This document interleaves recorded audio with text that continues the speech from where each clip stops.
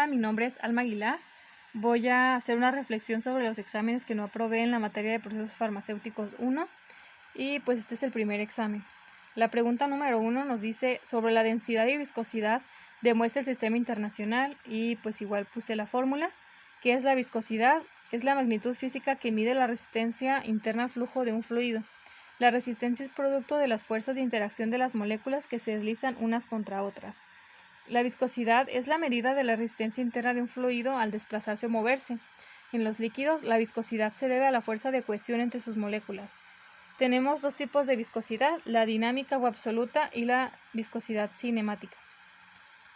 La primera, en el Sistema Internacional de Unidades, la unidad física de viscosidad es el pascal, de la viscosidad dinámica es el pascal segundo, que corresponde exactamente a 1 newton por segundo sobre metro cuadrado, o 1 kilo sobre metro por segundo, mientras la viscosidad cinemática, por definición, es el cociente entre la viscosidad absoluta y la densidad.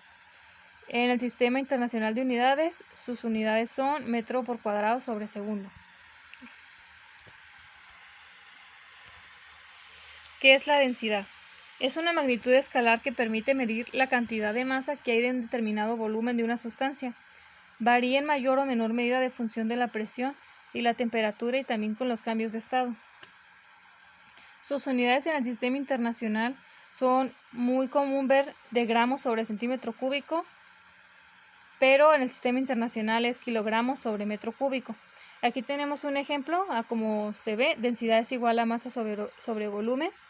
Y pues en el ejemplo podría decir un sube y baja, en donde en la parte elevada del lado izquierdo está un cubo con poca masa y mayor volumen, por eso es menos denso, mientras en el lado derecho tenemos un cubo con mayor masa que volumen y por eso es más denso. Por eso es como que uno está arriba y el otro abajo. En la pregunta 2, diga los tipos de sensores y explique los que protegen al principio activo. Tenemos sensores de presión. La presión es un punto crítico en cualquier proceso industrial o farmacéutico, porque si se disminuye o eleva puede afectar tanto el equipo o la materia prima, o lo que más afecta es el principio activo, que es lo que nos importa a los farmacéuticos. Un ejemplo de transductor o sensor de presión, tenemos los presión miniatura, disponibles en versiones de alta temperatura hasta 600 grados Celsius. Tenemos también los manómetros digitales, que son de fácil aplicación, ya que no usan cables y tienen una pantalla digital para una fácil lectura. Sus aplicaciones son en áreas industriales y en laboratorios. Los de presión de altos rangos, hay una marca que maneja Sensing, dispone de diferentes modelos de sensores de presión para altos rangos de presión. Hay el modelo TP8 que alcanza que tiene un límite de 150 grados Celsius y los modelos ATEC de 400 grados Celsius. Sus características, pues que se usan para cromatografía en gas o sistemas HVAC. Hay sensores de fluido. El primer ejemplo es turbinas, se basan en el uso de piezas rotantes que son impulsadas por el flujo del fluido, tales como hélices empujadas por el fluido, y giran a una velocidad proporcional al caudal de fluido circulante. No son aptos para medir productos viscosos ni con arrastres de sólidos. Y los ultrasónicos, estos sensores están basados en la propagación de ondas de sonido en un fluido. Existen dos principios básicos para esta medición: tiempo de tránsito y el efecto Doppler. Sensores de temperatura. La temperatura se define como una magnitud escalar relacionada con la energía interna de un sistema termodinámico definida por el principio cero de la termodinámica. Un ejemplo de sensor de temperatura es un RTD, es un detector de temperatura resistivo. Esto quiere decir que está basado en la variación de la resistencia de un conductor con la temperatura. Termocuplas o termopares son sensores de temperatura eléctricos utilizados en la zona industrial. Son encapsulados para protegerlos de las condiciones extremas. Dependiendo de la distancia se va dando una pequeña señal eléctrica de estos transductores. Deben utilizarse cables compensados para que pueda transportar esta señal sin que la modifique. El principio de estos sensores es que son dos cables de diferente material y al acercarle temperatura se dispara una señal eléctrica que es en milivolts. Y a como se vaya aumentando la electricidad, aumenta la temperatura. Los tipos, tenemos tipo K, que es con cromo y aluminio. Tiene una amplia variedad de aplicaciones con un rango de temperatura de 1200 grados Celsius a 1200 grados Celsius y una sensibilidad de 41 microvolts por Celsius aproximadamente. El tipo E, cromo o constantán, no son magnéticos, son ideales para el uso en bajas temperaturas y una sensibilidad de 68 microvolts por Celsius aproximadamente. El tipo J, hierro y constantán, tiene un rango limitado y tiene un rango de temperatura menos 40 grados Celsius y 750 grados Celsius. El tipo N, de nitrosil y nisil, es adecuado para mediciones de alta temperatura gracias a su estabilidad y resistencia a la oxidación a altas temperaturas. Tiene una baja sensibilidad, así como el tipo R y el tipo S, pero tienen una mayor estabilidad. El tipo B, de platino y rodio, que son adecuados para altas temperaturas superiores a 1800 grados Celsius.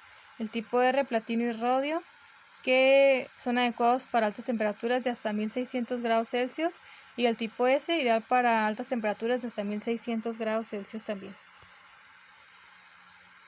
Termistores. Son sensores de temperatura los cuales su funcionamiento se basa en la variación de la resistividad que presenta un semiconductor. Tenemos dos tipos, el NTC, Negative Temperature Coefficient, y Positive Temperature Coefficient. Son fabricados a partir de los óxidos metálicos como manganeso, cobalto, cobre y níquel, o sea, es un semiconductor que deja pasar parcialmente la corriente. Sus características es que sufren de autocalentamiento, por lo que hay que ser cuidadosos en la tensión y corriente que hacemos circular por el sensor, para evitar falsos aumentos de temperatura. Tienen un amplio rango de medición y bajo costo en el mercado, y no son lineales, lo que dificulta la obtención de datos y complicación al calibrar. Sensores de temperatura de superficie por infrarrojos. Miden la temperatura de la superficie mediante la conversión de energía térmica radiada desde cualquier superficie en su campo de visión en una señal eléctrica con un tiempo de respuesta inferior a 1 segundo. Cada infrarrojo lleva una impresionante incertidumbre de 0.2 grados Celsius a 95% de confianza para garantizar mediciones precisas. Sensores de nivel son utilizados para monitorear niveles de fluidos cerrándose o abriéndose cuando se alcanza un nivel determinado. Hay de diferentes tipos, con mercurio, sin mercurio, también modelos con imán, permanentes y red switches. Uno es el flotador. Consiste en un flotador situado en el seno del líquido y conectado al exterior del tanque, indicado directamente el nivel. La conexión puede ser directa, magnética o hidráulica. Tenemos el sensor tipo burbujeo. Emplea un tubo sumergido en el líquido cuyo a través hace burbujear aire mediante un rotatómetro con un regulador de caudal incorporado. El regulador de caudal permite mantener un caudal de aire constante a través del líquido independientemente del nivel. De presión diferencial consiste en un diagrama en contacto con el líquido tanque que mide la presión hidrostática en un punto fondo del tanque. En un tanque abierto, esa presión proporciona a la altura del líquido en ese punto y a peso específico.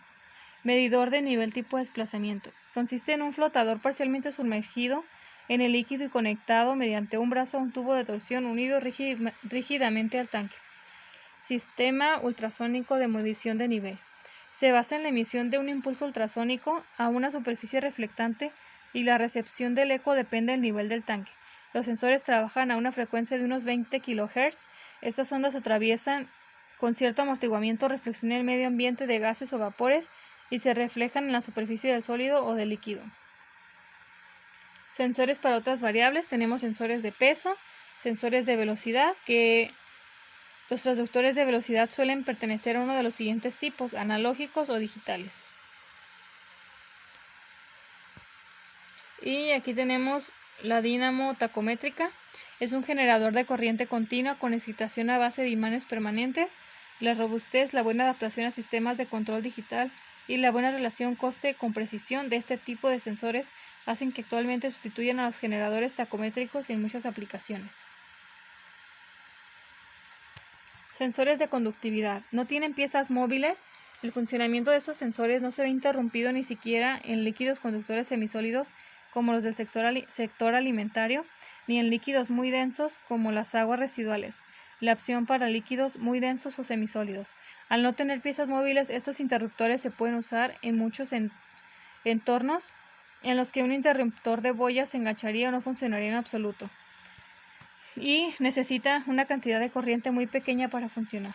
Sensores de pH y pOH. El sistema de pH consiste en un electrodo de pH y un amplificador. El sensor de pH se mide el nivel de acidez y basicidad entre valores de 0 a 14, que son valores que se obtienen de la hidrólisis del agua, y a la vez la constante del agua, que es igual a 10 a la menos 14. Muchas gracias.